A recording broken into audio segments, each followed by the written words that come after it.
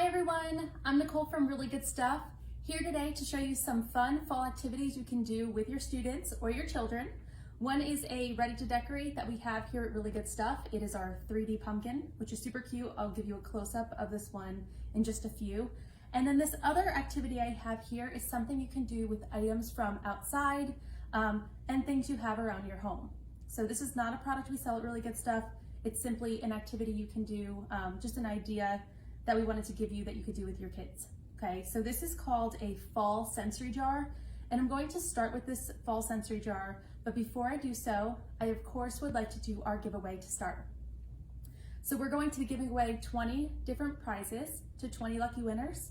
All you have to do to enter our contest is comment below with the funniest thing that has happened to you this year in school or with your children. Maybe your kiddos have said something funny, maybe something has happened while you've been teaching them remotely that you'd like to share. So just to make some humor, tell us about the funniest thing that's happened so far this year, okay? If you can't think of something funny that's happened this year so far, go ahead and comment with some fall activity ideas that you have that you do with your kiddos. Just comment, as long as you comment with one of those responses, you'll be entered to win one of our prizes, okay? We'd love to hear from everyone, so go ahead and do that. And let me get started showing you our first activity slash, I guess we should call it a craft activity. So what you do here to make your fall sensory jar is, you can either do a natural type of sensory jar, or you can do one that you used a bunch of different craft materials like sequins and beads and things like that. So first you want to decide what kind of sensory jar you're going to make. So all you need is some kind of plastic container you can see through. And then you can go on a little scavenger hunt to find a bunch of different natural materials outside. So you might find some leaves. I love to find really brightly colored leaves and a variety of different colors. So that's also a way to teach your kiddos as you're out there looking for the leaves. Talk about the colors they see, how the leaves have fallen off the trees, why that might have happened. You can really use it as like a teaching lesson, as well as a fun get outside experience. Then you're gonna wanna collect some twigs, some different branches, maybe a little bit of bark.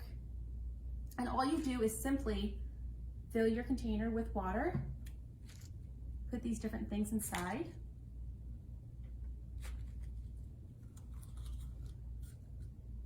and you have a sensory jar. Now, we might have had one sequin slip in there, but that's okay. So you might want to make a natural looking one, just like this. And after you're done, it's up to you. You can add glue to the cap and secure it so that they can't open it. Or, you know, depending on your kid, you might be able to just close it if they're a little older and they know not to open it up. But basically here you have it. You have a bunch of different colors, different textures going on, and it's a fun little way to, let me make sure you're seeing this up close. It's a fun way to just kind of have a brain break or just to explore a little bit. Now let me show you the next version. So you keep these natural materials inside, but then you can also add different things like beads, which as you can see, I picked out the colors that I thought were most fall-like. So that's another activity before you add them in here. Have your child or students pick out all the green beads, pick out all the red beads, pick out all the orange beads. That's another learning experience they can have as they're creating their jar.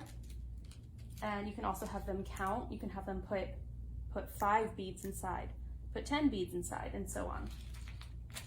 Then I have a bunch of different leaves and leaf sequins that I can stick in here that again have all these fun fall colors. There's gold, there's red, there's green, and I also have some regular circular sequins.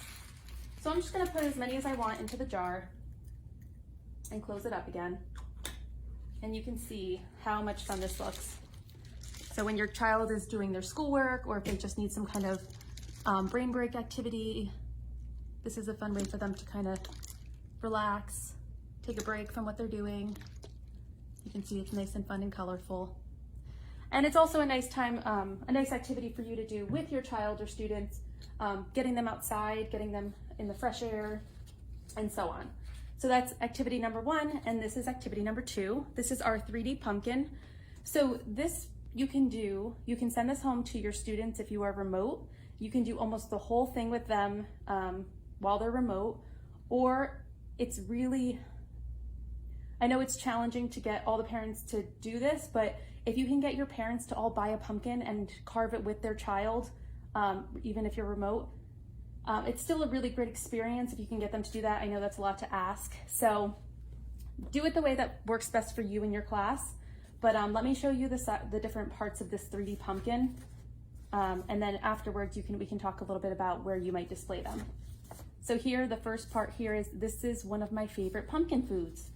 So even if you're remote, you can brainstorm with your students different pumpkin foods and which ones they've tried, which ones they like. Draw a picture of your favorite pumpkin activity. Here is one thing I could do with my pumpkin. You can talk about roasting seeds, carving pumpkins, painting pumpkins. Draw a picture of where pumpkins grow and label your picture. And this is the only side where it gets a little tricky if you're remote. Use your senses to describe a pumpkin. So if the kids don't have a pumpkin, of course it's harder to do these things, but you can still talk about it. If they've had this experience before, they can talk about what smells they smell, what it feels like, what it looks like, tastes like, and sounds like. So even if you're doing this over the camera, you can also show them, this is what it looks like, this is what it sounds like. And you can describe the feeling and the taste. Maybe you bring in something that has pumpkin in it, and so on.